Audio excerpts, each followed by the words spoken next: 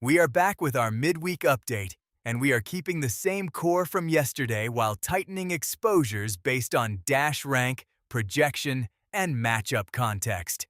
Quarterback first, and no change at the top. We are sticking with Sam Darnold at 16,200, dash rank 100, projected 18 against New England, who have a tough defense overall. Ownership is about 0%, and he is at 15 fantasy points per game with recent scores of 30, 9, and 9. The why has not changed: ceiling and correlation. The stack with Jackson, Smith, and Jigba is still our highest leverage way to capture Seattle passing upside, and the extension news around JSN reported by multiple outlets, including Essentially Sports, noting a 4-year, $168.6 million deal that reset the WR market, is a direct signal that Seattle's pass volume is consolidated around him, which boosts Darnold's ceiling outcomes. We are also keeping Drake May at 16,500, dash rank 99, projected 21 against Seattle, who have a tough defense overall. Ownership is about 0%. He has been steady with 16, 17, and 19 fantasy points in his last 3. The Patriots are restructuring the QB room and looking to bolster the receiving core per recent reporting that New England plans to move on from Josh Dobbs and invest around May, which keeps him viable both as a bring back to Seattle stacks and as a standalone in balanced builds. Running back is where we are making the biggest tweak. Yesterday, we leaned into a cheaper leverage back, but with fresh news and role clarity, we are pivoting to Kenneth Walker III at 14,700, dash rank 82, projected 16 against New England, who have a tough defense overall. Ownership is about 0%. He is at 12 fantasy points per game with recent scores of 21, 39, and 17. The why is touchdown equity plus explosive profile at low ownership. News supports it.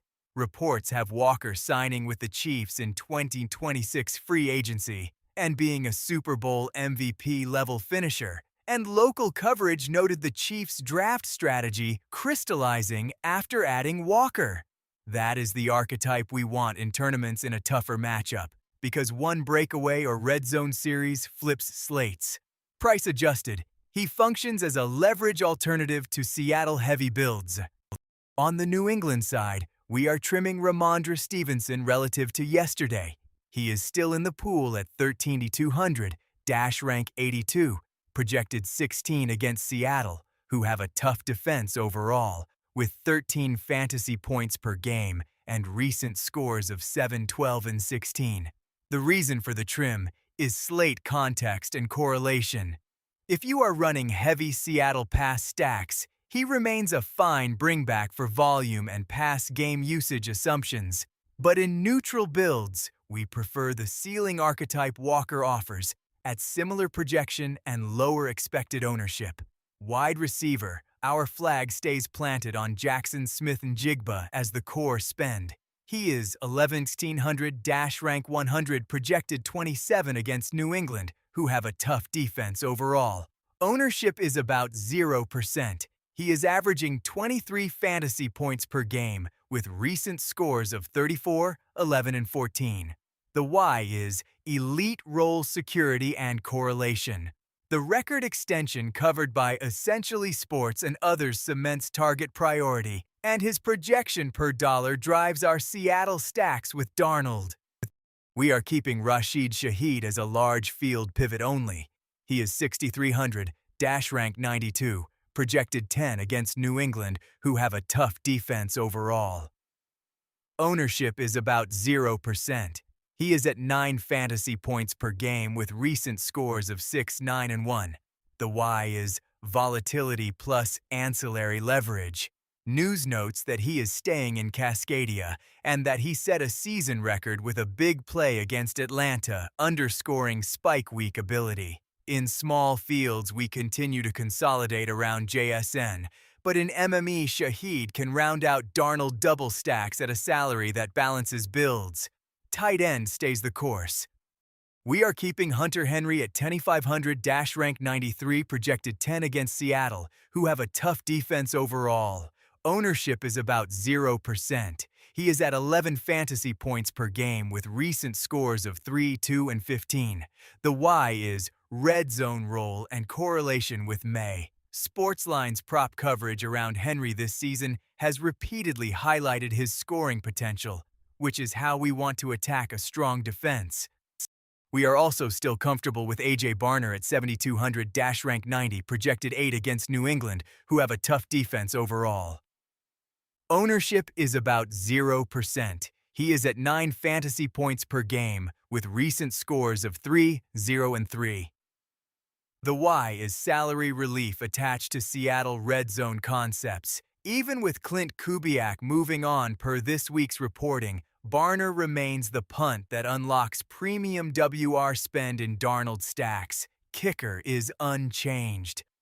Jason Myers at 8,100, rank 60, projected 11 against New England, who have a tough defense overall, still fits our stall in the red zone thesis. Ownership is about 0%. He posted 7, 11, and 8 fantasy points in his last 3. Multiple outlets reminded everyone that Myers' 5 field goals in the Super Bowl set a record, with MVP buzz attached, which is the exact kind of ceiling you can harness in tight games.